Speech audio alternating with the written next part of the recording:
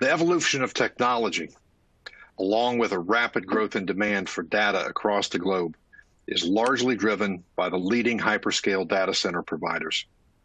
To meet demands across the industry, firms are rapidly expanding and delivering new infrastructure options with an expected 628 hyperscale data centers worldwide by 2021. Hyperscale computing is necessary for cloud and big data storage as well as other applications. IT spending on data center systems worldwide is expected to amount to $208 billion in 2020. Welcome to Internet Infrastructure Issues. I'm your host, Dale Mullen. I'm with McGuireWoods, an international law firm at the nerve center of the data exchange. For data centers and related industries, our team of professionals provides legal services, environmental, social, and corporate governance issue solutions, and practical business advice from the commencement of electronic data collection through site selection, transmission, construction, storage, and security. We're really glad to have you with us today. I'm joined by three really exciting guests who are also at the center of the data center explosion in the United States, and specifically in Central Virginia. I'm joined today by Lisa Lingerfelt. Lisa is the business unit leader in the Mid-Atlantic at DPR Construction. DPR is a forward-thinking national general contractor and construction manager specializing in technically complex and sustainable projects for advanced technology, mission-critical life sciences, healthcare, higher education, and corporate office markets. DPR Construction was ranked on Fortune's 100 Best Companies to Work For in America for 5 consecutive years. I'm also proud to be joined with my friend Stan Blackwell. Stan Blackwell is the Director of Customer Solutions and Strategic Partnerships for Dominion Energy. Stan is responsible for the management of large customers throughout the Northern Virginia region. Additionally, he's responsible for all economic development activities in Dominion Energy's electric service territories in Virginia and North Carolina. Stan's team works to ensure that existing and new customers have safe, reliable electric service at competitive rates with innovative energy solutions to meet customers' changing energy needs. Also with us today is my friend Vinay Nagpal. Vinay is a data center and connectivity leader and visionary with over 25 years of experience developing products and technology solutions, business growth strategies, and data centers with a strong focus on connectivity, subsea, and terrestrial fiber. Vinay is currently the president of InterGlobix, a global consultancy and advisory firm focused on the convergence of data centers, subsea, and terrestrial fiber. As the founding member and executive director of the IEIC, a global industry initiative actively leading the development of diverse, resilient interconnection ecosystems globally. I'd also like to introduce you to an internet infrastructure resource. There's actually a magazine that really serves more as a reference guide because it has 90% of the content written by leaders in the internet infrastructure industry. And that resource is InterGlobix magazine. That's INTERGLOBIX. You can find them on the internet at www.interglobix.com. I'm happy to say that in the anniversary issue, we'll see some exclusive legal content from McGuireWoods. Our first speaker up today has been around for a long time in the economic development game. His name's Anthony Romanello. And for those of you who don't know Anthony, and there's probably a few on the line who don't, Anthony is the executive director at Henrico, Virginia's Economic Development Authority. The Henrico County Economic Development Authority serves a thriving metropolitan community just adjacent to the city of Richmond, Virginia's capital. Anthony's experienced staff are ready to partner with you and power your business towards success, connecting you with the most up-to-the-minute property listings, business initiatives, and workforce development opportunities Henrico has to offer. Anthony, good afternoon.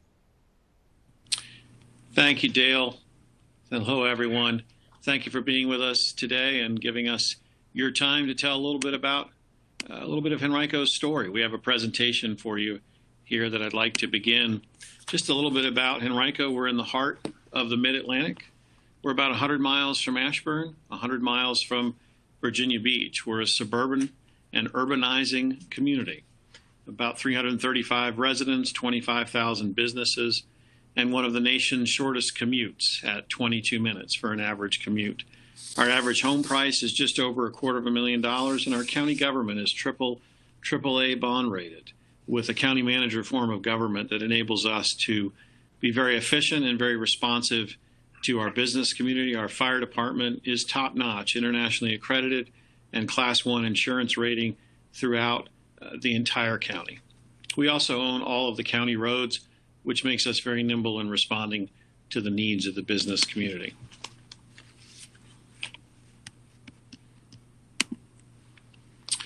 Henrico is a great place to live, a great place to work, a great place to come visit. We have 40 parks and recreational facilities throughout our county. They're all top-notch, from passive recreation to trails to active recreation, and some of the best sports tourism offerings in Virginia and the United States for soccer, football, baseball, pickleball, practically any sport that folks enjoy these days. We have 9 Blue Ribbon Schools of Excellence. We have 5 nationally ranked high schools. We have 9 libraries in our county, 3 of which were recently built and all of which have been recognized as national and international architectural gems. The Metro Richmond area was also named one of the top 10 coolest cities in America to visit. My kids will tell you that distinction has nothing to do with me, but it is a great place to be and a great place to have a business here in Metro Richmond. Our existing industry is diverse and it's strong, as you can see by this map of Henrico, and a very strong industry base from advanced manufacturing, data centers and data center support industries, finance, health, and insurance, as well as banking, a very a diverse set of industries throughout Henrico that we're very proud to continue to nurture, and you'll see many of those names are national names that most folks, I'm sure, on this video today are very familiar with. We have a very strong data center presence in Henrico, and it continues to grow. 3 types of data centers: wholesale data centers, those leasing long-term space like the folks at QTS and EdgeConneX. We have enterprise data centers, typically for one user, as those that are listed, as well as retail data centers, again with QTS and the recent merger of Flexential and Peak 10 and the folks at EdgeConneX. So a variety of offerings in Henrico for those who have big data needs. We're a great place to do business. We like to say that our costs are low, and they are. The average land cost in the county is about $140,000 per acre out at the White Oak Technology Park, which I'll talk about a little bit more in the next slide. Our business personal property tax rate was reduced by 90% about 3 years ago. It's now 40 cents, one of the lowest in Virginia. And our real estate tax rate is at 87 cents, which makes it the lowest among Virginia's top 10 largest localities. We have a great, talented, plentiful workforce in Henrico and in the region, with just under 200,000 folks working in Henrico and just under 700,000 in our region. We're number 1 just behind Northern Virginia, number 2 in the state, number 1 behind Northern Virginia for IT and technology employment, and 90,000 graduates a year come out of colleges within a 2-hour drive of Henrico. And there's about 30 colleges, universities, and professional schools that are in the Richmond region all around us. 93% of our population has a high school diploma or better, and 43% have a bachelor's degree or higher. Turning to the White Oak Technology Park, it's in eastern Henrico, very near the Richmond International Airport. It's a 2,300-acre park with about 900 acres available that is owned by the Henrico Economic Development Authority. The land in the tech park is certified by the Virginia Economic Development Partnership as a Tier 4 site, which means that it's ready for development for any industry that chooses to go in there. And our targets for the tech park are data centers as well as advanced manufacturing. The property that is for sale is owned by the Henrico Economic Development Authority, and as I mentioned, the roads that are in the park are owned by Henrico County, which help us to move very quickly through any permitting processes. These are some of the folks that are at the tech park today: QTS, Facebook, Hewlett-Packard, Lumber Liquidators, Polycon, and then we'll talk a little bit more about Facebook's expansion in the White Oak Technology Park. Next slide is a video, a short video that we have that's going to give you a very high-level tour of the White Oak Technology Park.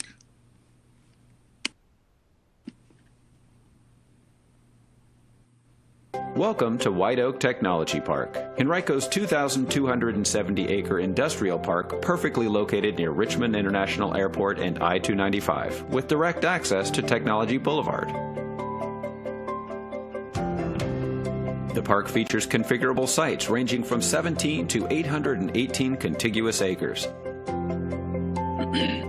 with nearly 900 sprawling acres of build-ready industrial land remaining.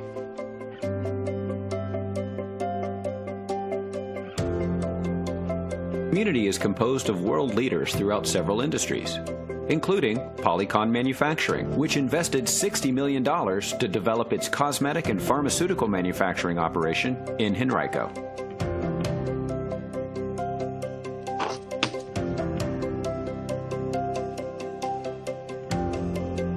QTS, the fourth largest data center in the world. And Facebook, which recently announced a total investment of $1.7 billion in its massive data center complex in White Oak Technology Park. Here, merchandise moves. The park's central location in Henrico allows for overnight access to 55% of the U.S. population and major international ports. Get a boost from Dominion Energy, which serves the industrial park with a dual-feed, dual-circuit 230,000-volt transmission system, multiple distribution substations, and a 34,500-volt circuit. With so much to offer, it's no wonder that White Oak Technology Park is one of the premier development opportunities on the East Coast of the U.S. White Oak Technology Park in Henrico, Virginia. Your international business success starts here.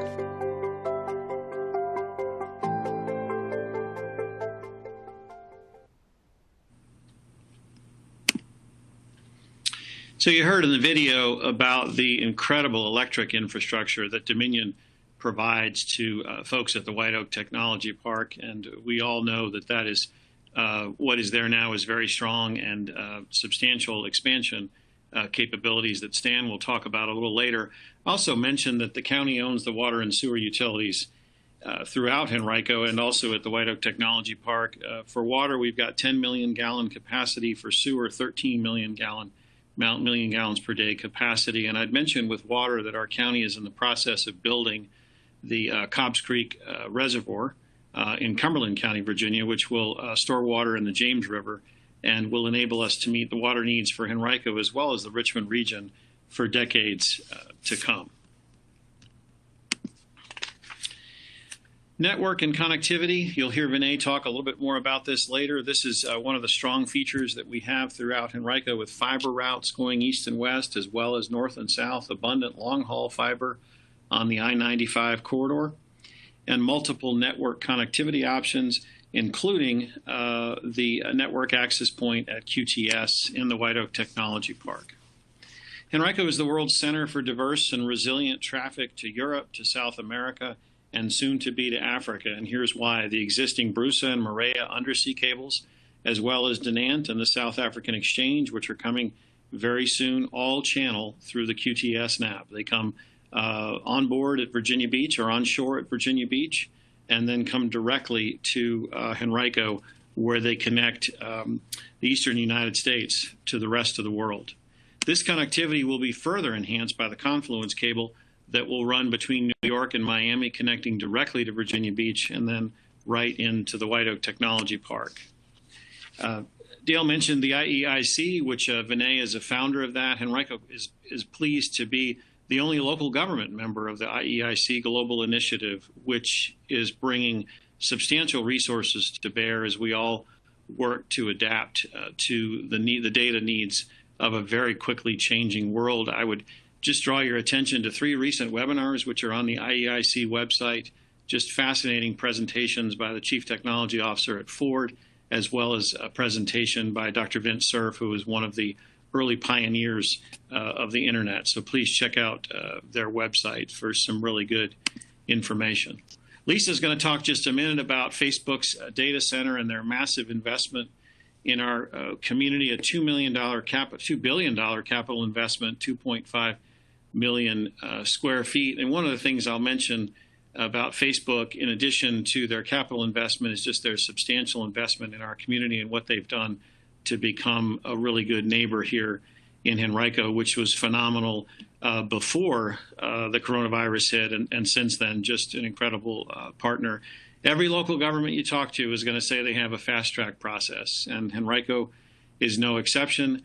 But I wouldn't ask you to believe us. I would simply say look at the evidence, which is that Facebook came to Henrico late in 2016, and 10 months later, in the early fall of 2017, an announcement was made, and during that 10-month period, all permits, all land use applications, every approval was put in place so that when the project was announced, the day after it was announced, Facebook could put shovels in the ground and begin building their data center and stay on track to providing the services that they do to the world. So these are our contact information. You can always reach out to me, as well as Twyla Powell, who's our business attraction manager and also a data guru. So feel free to reach out to Twyla or to me at any time if we can help you with any needs that you may have. And with that, I'll turn it over to Lisa Lingerfelt with DPR. Hello, everyone. I'm glad I could be a part of today's discussion, so thank you for having me. Quickly, just these are the topics I'm going to cover. It's really just 2 quick slides on DPR construction and our relevance to this tech park in Henrico County. And then I'll focus most of my discussion, like mentioned, on the Facebook data center project. And I'll end that discussion with a nice time-lapse video of that construction to date. So DPR has been around just for 30 years. This month we celebrated our 30th year anniversary, and we're at $6.5 billion in revenue across 28 offices, 26 of those being in the United States. We have been building consistently here in Virginia for 24 years. And as mentioned, we are a technical builder, one of those core markets being advanced tech. So for relevance, in 2020, 1.8 billion of that 6.5 is in the data center market. So DPR's first project on the East Coast was the White Oak Semiconductor plant in this tech park in Henrico. QTS purchased that facility, and DPR was actually selected to go back in and convert that semiconductor space into data center space. So that was a fun full circle experience for DPR, getting to go back in that building and build that for QTS. I would also like to mention DPR also just completed the Polycon project around the corner as well that was mentioned. So going into the Facebook project, as everybody knows, is in construction in the park. That campus roughly is about 200 acres, 5 buildings, and about 2.5 million square feet. And I'll give some more detail on where we are in that construction process of that campus. Since October of 2017, just for relevance, we've had about almost 6 million man hours worked to date, and our peak head count has gone between about 1,300 and about 1,500 craft on site, and we've done about 7,500 orientations, and so lots of construction jobs and folks that we've brought onto that campus, which is really exciting. So this is just a picture. It looks like a rendering, but this is actually a photo of the first phase that we've completed in phases and turned over to the client. And to go in a little bit more detail on that schedule, Building 1 and 2, as mentioned, started in October of 2017, and DPR's first turnover to Facebook occurred in September 2019. We completed Building 1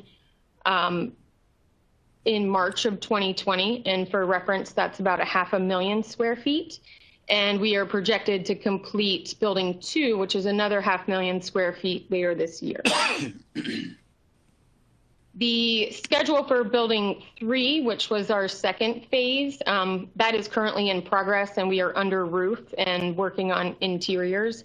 And we started that in August of 2019, and we will complete that about roughly a year from today. We also have building 4 and 5, which is actually across the street. So that's phase 3. That will be another roughly 1 million square feet. And we are getting ready to start that here in a few weeks. So just really wanted to touch on some drivers for success for the project. First and foremost, our safety and job culture is number 1.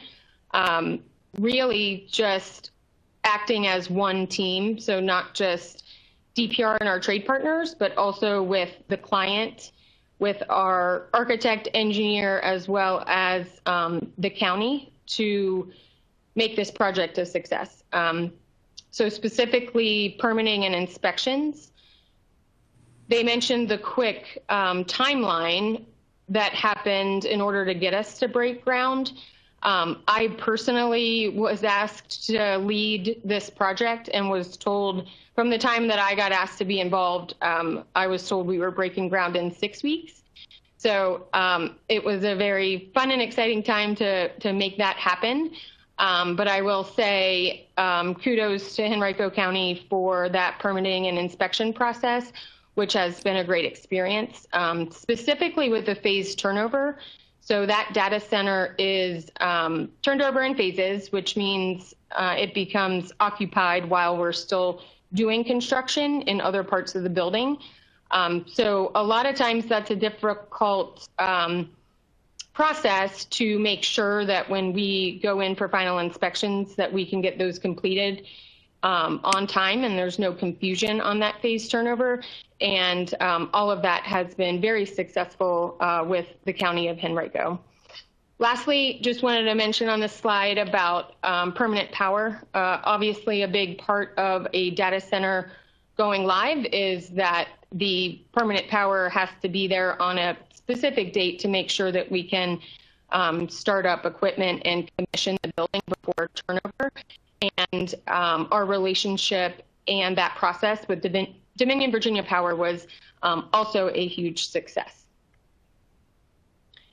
So the drivers, obviously, in a data center are that speed to market. How quickly can a client get online, and how quickly can a client go live in a data center? And to make that happen, obviously that requires just relationships and partnerships with the right subcontractors and trade partners, manpower availability, think outside the box in terms of schedule sequencing, especially in a phased facility, managing change, and ensuring that everybody involved in the project has predictable results. And then I also wanted to mention just the use of technology is very important in making all of those above happen. Recently, due to COVID, we have had to develop a virtual punch list process.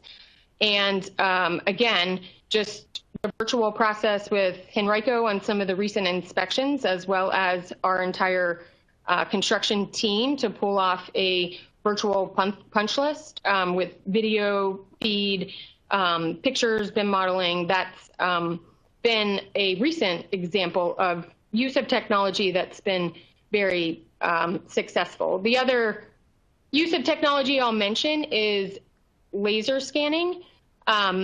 For those that are not familiar, we use laser scanning for our QA/QC process. There are several things that it can be used for, but this is probably one of my favorite photos of the entire project. This was early in phase 1, showing the underground getting put in. I like this photo because it shows some of the workforce down there, and in comparison to all the conduit that we put in the ground, you can just see how massive that is. So what we do before we put the concrete pour the concrete around those and encase it is we scan it, laser scan it, and we lay it over the BIM model to make sure all of those pipes are in the exact right location before we place that concrete, to make sure that we're not ripping up concrete, due to something being misplaced. That also speeds up, helps with predictability in terms of schedule and overall quality of the project.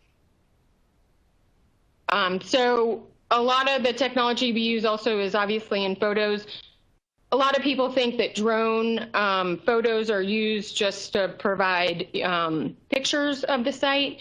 We actually use the drone flyovers to scale quantities. So in removing dirt from the site, for example, we were able to scale quantities off of these photos because they are to scale. So a lot of great use of technology in terms of proving quantities when it comes to, let's say, a payment application. So next, I just want to show the time-lapse video that we put together with these drone flyover photos. And again, this is just building 1, 2, and 3, and as mentioned, building 3 is still in progress.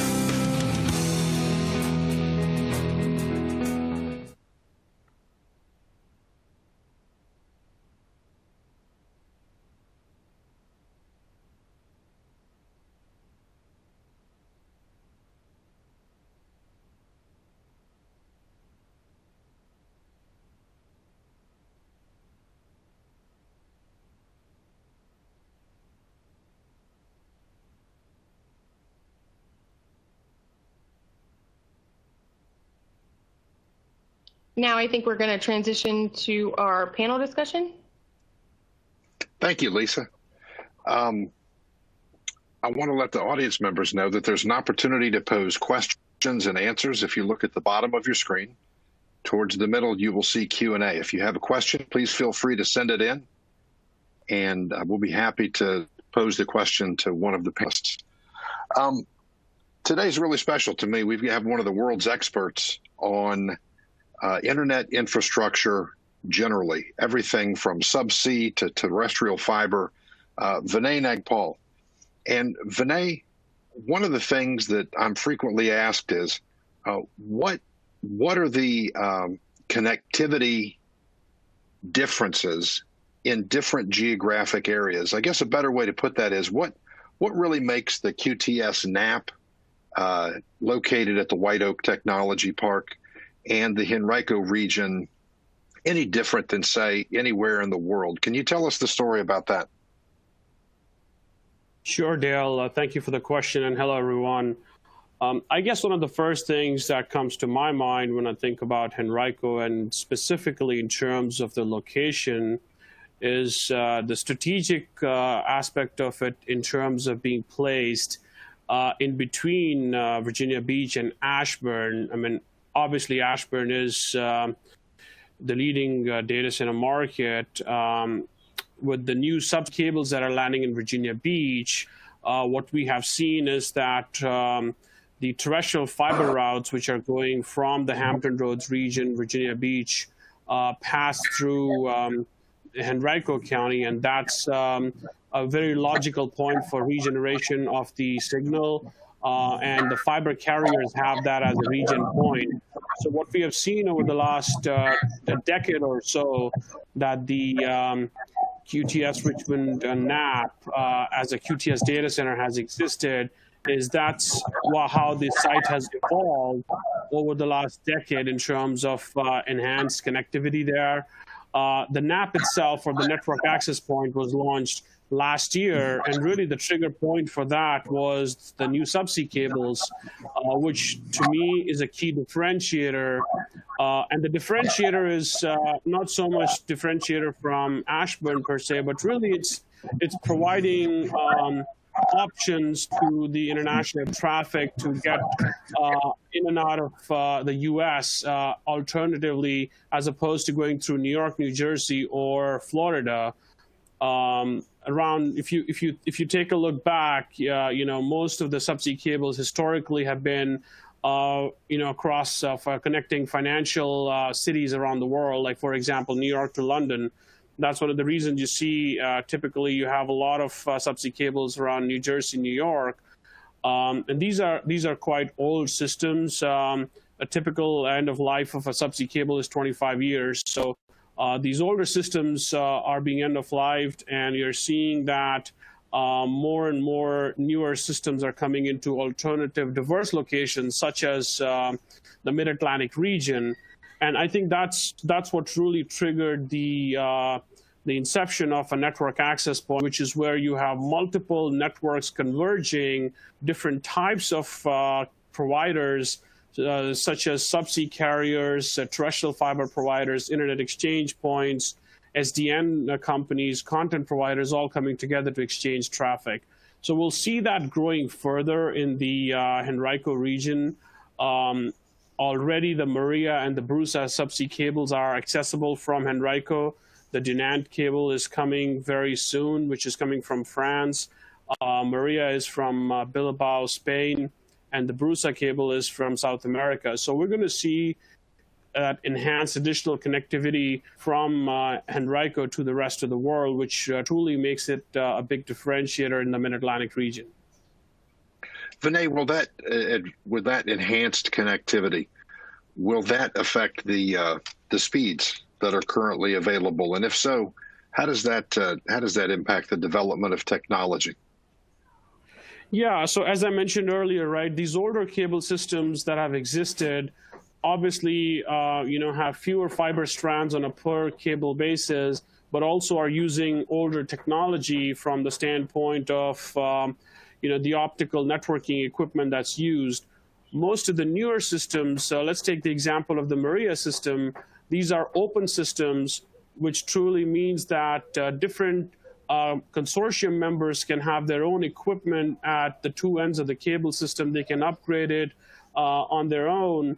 And as a result of that, the Maria system, to give you an example, is an 8-pair system. When it was launched and it became operational, it could sustain a capacity of 20 terabits per second per fiber pair for a total of 160 terabits per second.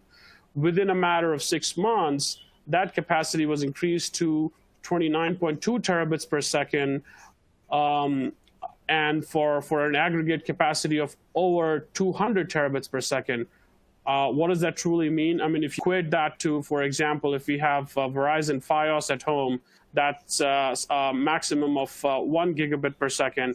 So we're talking about much, much faster speeds than that, roughly around 210,000 times more capacity than what you get at home, right? So you're getting newer systems which are deployed in a record period of time. The Maria cable was operationalized in under 2 years, and it's the fastest cable system across the Atlantic Ocean. To put it in perspective, every movie ever made on planet Earth could be transmitted across the Maria cable in 42 seconds in 4K. Wow. That's an amazing speed, Vinay. Put that in terms of the blink of an eye. When you talk about transmitting data from, say, Africa or Spain, somewhere far away, give us some sense of what these cables allow in terms of speed, and put it in terms that maybe we could recognize in our everyday lives? Yeah, so if you think about it, people say that even in terms of where Henrico is located, if you think about it coming from Virginia Beach, where the cables land, that latency is roughly around 2.75 milliseconds. A blink of an eye on an average is around 100 to 150 milliseconds. So it's 40 to 50 times faster than that. And then if you take the traffic going from Henrico to Ashburn, which is 3.28 milliseconds, so it's just extremely fast connectivity, whether it's across the Atlantic or even within the United States, traveling from one location to the other. That's incredible, Vinay. We'll come back to you in just a second. There's some more questions that I'd like to get answered for the audience, but let me move on to Stan. Stan Blackwell with Dominion Energy. It's really good to have you here today, Stan. Thank you for having me. Stan, what's the power story at the White Oak Technology Park?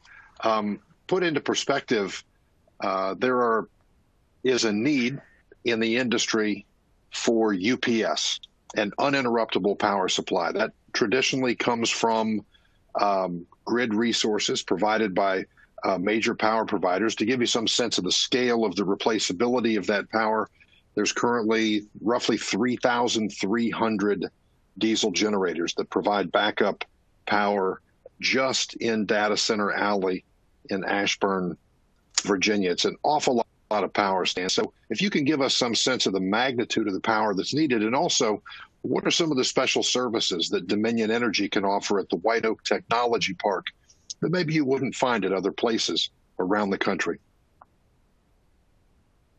Yeah, so let me start this way. Most of the folks in the audience may know that the world's largest data center market is in Virginia. It's in Northern Virginia. And so we're very fortunate at Dominion Energy to serve that. To give you a perspective, it's about our entire market in Virginia is about 1.7 gigawatts worth of data center load. You mentioned generators. And our goal is for data center operators not to run their generators. That's all backup. And so our goal as a company is to provide reliability such that data center operators don't have to use that, regardless of where in the state you're located. So given this broad perspective and the fact that we serve, Dominion Energy serves a large portion of the Virginia market, we have a pretty good perspective. And I can tell you, very much like Vinay did for fiber, the power story for White Oak is a very good story. Just to summarize, we currently have two 230,000 volt transmission lines. There are two separate feeds coming into the park. They're built.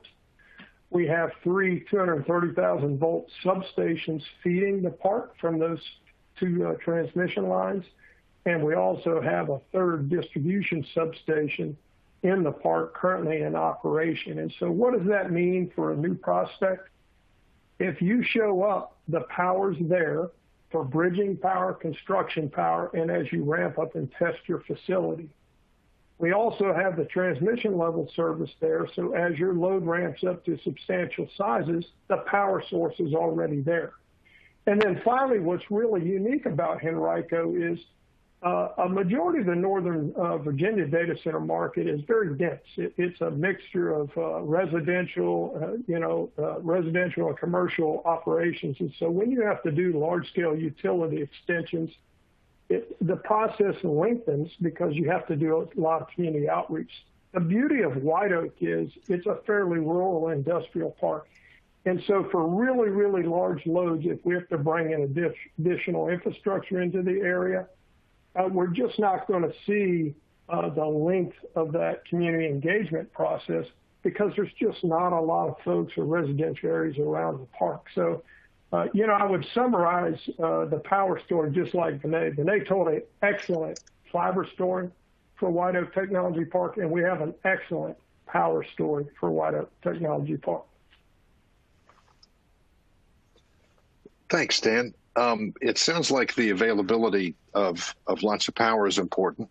Obviously, the connectivity and the speed that fiber brings and being able to access new resources for fiber is important.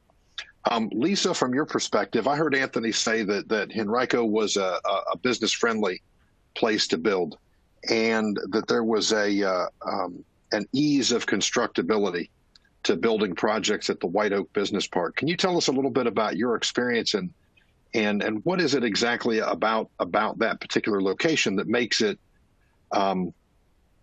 especially buildable and ease of construction? I know Stan talks about the idea that there's a limited amount of, let's say, opposition, for lack of a better word. The park is there, the roads are built, but beyond that, what was your experience? Sure. So I would like to agree with the availability of utility. Our experience with Dominion Virginia Power and the power availability to this substation was a great experience, very, very positive. In relation to the comment about houses around that area, I would also agree with that. I mean, one thing that people don't realize sometimes is the traffic and craft traffic we need to deal with on a project of size. Obviously, that grows in magnitude. So if you have 1,500 craft workers on site, getting in and out of a site is important, as well as deliveries through construction. And I would say DPR and our client were quite impressed with the accessibility and easeability of that site. The other thing I would mention is a lot of repeatable jobs that have standard schedules in order to get the building built start with start of footings. So everything prior to start of footings, which includes site prep and getting the site to pad ready, those all can vary due to if there's rock blasting that needs to occur, if there's a large amount of fall across the site in terms of slope and other factors such as that. I would say that this site, it was also very beneficial in this tech park in terms of the land being relatively flat and very easy to work with in order to get to that start of footing date sooner.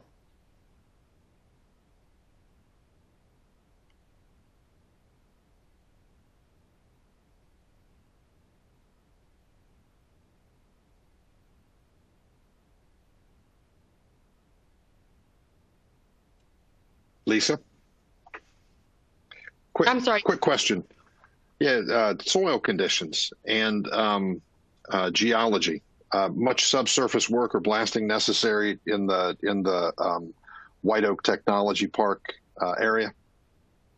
No, not at all. So the soil was quite easy to work with, and we didn't have any rock content or blasting necessary.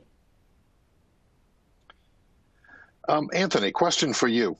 In your opinion, if I'm a site selector, I'm looking for, use your imagination, I'm looking for a place to locate a data center or an internet infrastructure related business.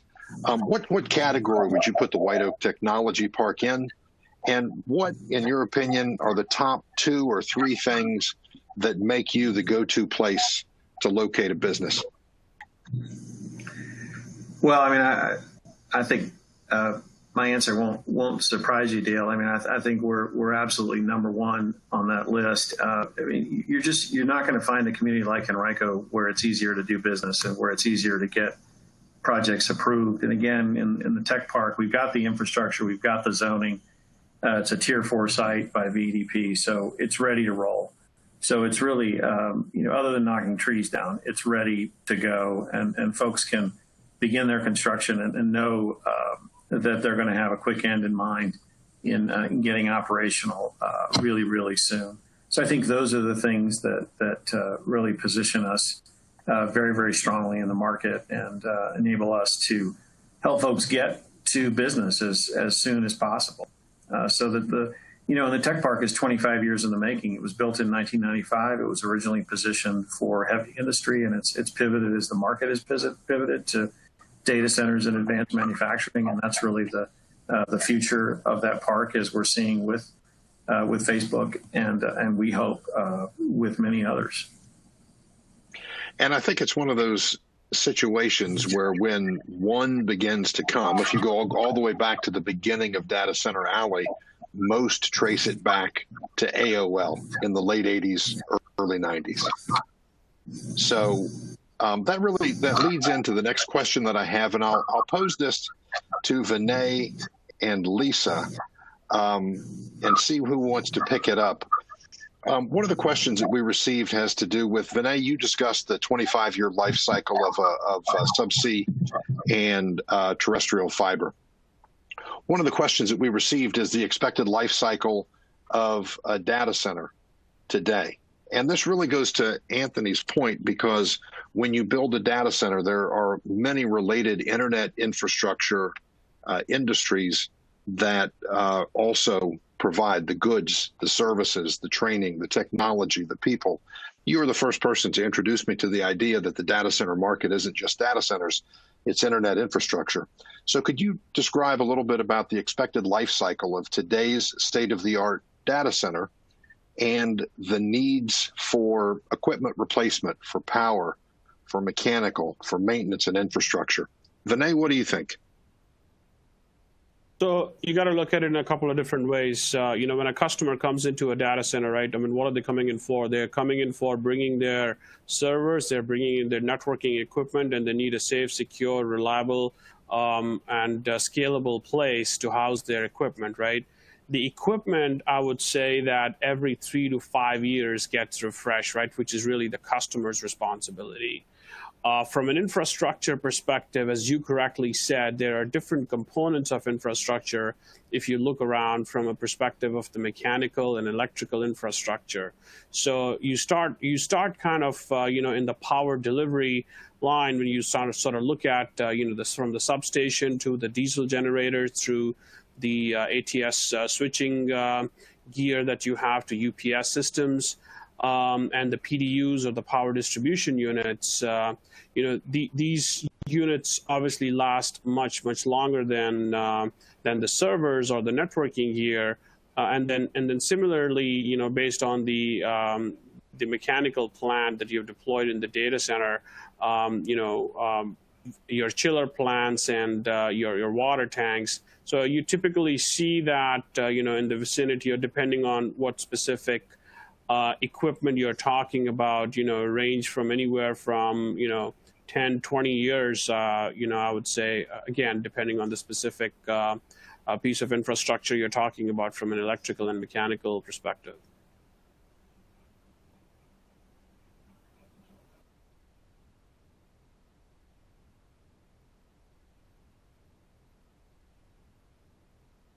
Yeah, and I would just add on to that. I agree. So I would say that we're often asked to go in and do upgrades to data centers, right, to continue that life. But most technology upgrades are fairly easy to do. It's really that, equipment investment, those type of things that can be also talked about upfront on a project. Really, is what is that life cycle? What is the intended use? What is depending on the customer or client, what do they see 30 years down the road, right? Sometimes it's sizing conduits, running extra conduits, doing certain things to allow for growth and flexibility in the way the data center is designed. But I feel like obviously technology changes at a rapid rate. And so it's really talking about how that upgrade in infrastructure can happen over time.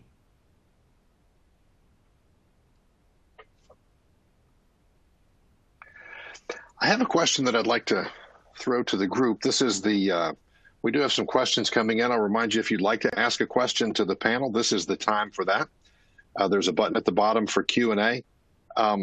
Stan, before I throw you this question about renewable energy, I'd like to ask Anthony. I know that Henrico County Economic Development Authority takes a strong stand in favor of the environment and its desire to bring advanced technology to the White Oak Business Park. The question has to do with the opportunity for renewable energy to power that the data centers require. this is really part of a larger industry question that seeks to bring renewable energy resources into data centers. Certainly, you can't replace with renewable energy on site 1.7 gigawatts. That's as much as a large city would have used in the past to power something as densely packed as Data Center Alley. But when you look at renewables in terms of Dominion Energy, there's a lot of exciting renewables projects that data centers in Virginia can participate in through their partnership with Dominion. Stan, what do you think about the future of renewables in the data center market? You've been around 25 years or more. What do you see for the future?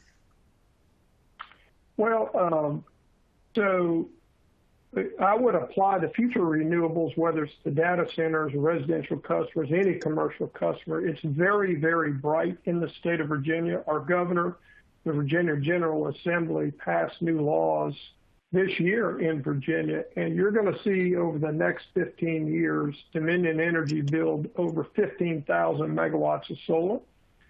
We're also going to build an offshore wind project. It'll be the largest offshore wind project in federal waters on the East Coast.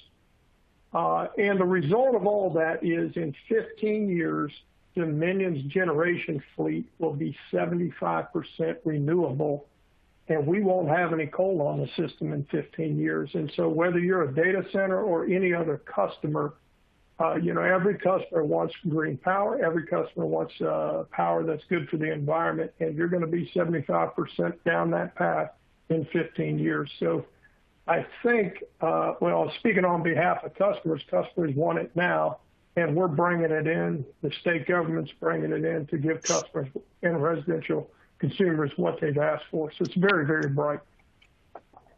So 75% within 15 years. Yep. That's amazing, Stan. Just amazing. It's also interesting that one of the first huge offshore wind energy projects also coincides within a matter of miles from the landing in the Tidewater area of the new subsea cables that Vinay talked about. Anthony, what is the view towards renewable energy from the economic development perspective?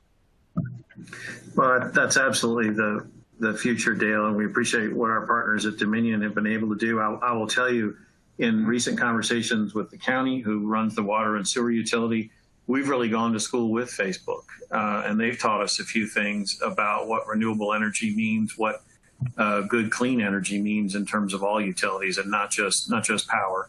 And so we're having to change some procedures within our own utility to meet those demands, which is going to serve the data center community as well as the industrial community here in Henrico. So that's absolutely where we're going, and as a county, we're very proud to be part of that.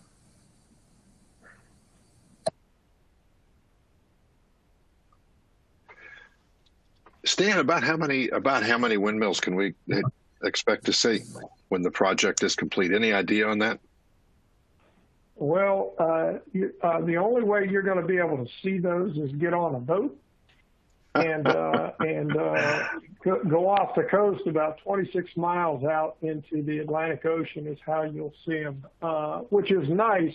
There's a big tourism industry in the state of Virginia, and so there's a lot of concern about seeing. There's some people like to see wind turbines, some don't. They're very, very large turbines, and so you won't be able to see them from shore, but you can go fishing one day and see if you can see them that way. The number, I think, the first portion of that will be about 2.6 gigawatts, and the average turbine, just say roughly, will be about 20 megawatts. So if you do that math, it's a lot. There's going to be a lot of turbines out there. You know, I think, Stan, when you look at renewables, call it 2 gigawatts or maybe a little bit more than 2 gigawatts at full build out, that would just cover Data Center Alley right now. And so it really highlights the importance of placing for customers who really do care about renewable energy. Henrico County does pose a really unique opportunity at the White Oak Technology Park.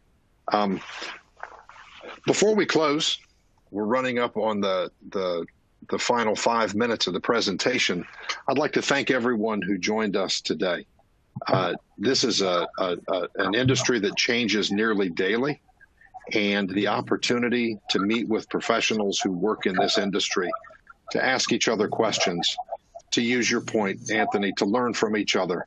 I don't know anyone who knows everything there ever has been to know or will be to know about the internet infrastructure, about data centers, and about the way things will grow. One thing we know for sure, with the advent of edge computing, that being moving the processing device closer to the user, there will be a need for more and additional data centers. Again, there's an expected 628 on a hyperscale worldwide predicted by 2021, and over $208 billion in data center systems worldwide in US dollars in 2020. Vinay, anything you'd like to say in closing? I know you've got a really exciting week coming up, because tomorrow is your anniversary edition of InterGlobix magazine. Can you tell us about that? Yeah, sure. I mean, that's been launched tomorrow. Of course, Dale, you have an article there. Henrico's profile there. In fact, Stan has written an article as well on the wind turbine project that he was talking about. So that's going to be live operational tomorrow morning. I think coming back to your comment about the explosion of data, right? I think to put things in perspective, it's important to realize that all the data that exists today was created, 90% of that was created in the last 2 years. So the rate at which the data is happening in terms of, how much data is being produced is astronomical. You need to support that. You need data centers to store the data. You need connectivity, underneath our roads from a terrestrial fiber perspective, across the oceans from a subsea standpoint. That infrastructure is extremely important to support the applications of today and tomorrow. And I think that's where the diversity of the internet and the resiliency comes in, and a place like Henrico is extremely important from that infrastructure and resiliency diversity perspective. So we'll see more and more infrastructure deployment in Henrico, and more growth of the industry propelled through such internet ecosystems being developed. Thank you, Vinay. Well, thank you to Lisa Lingerfelt with DPR Construction. Thank you to Stan Blackwell with Dominion Energy, Vinay Nagpal with the InterGlobix. And Anthony, I'd like to give you the last word today.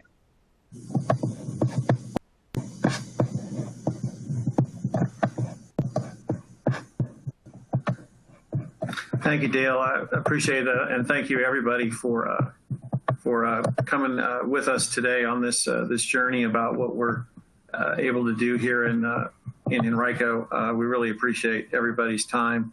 I would leave you with this thought, which is that it is no mistake why Facebook makes all their buildings in the shape of an H, and we look forward to continued growth of data centers here in Henrico. Thank you, everyone. Have a good day.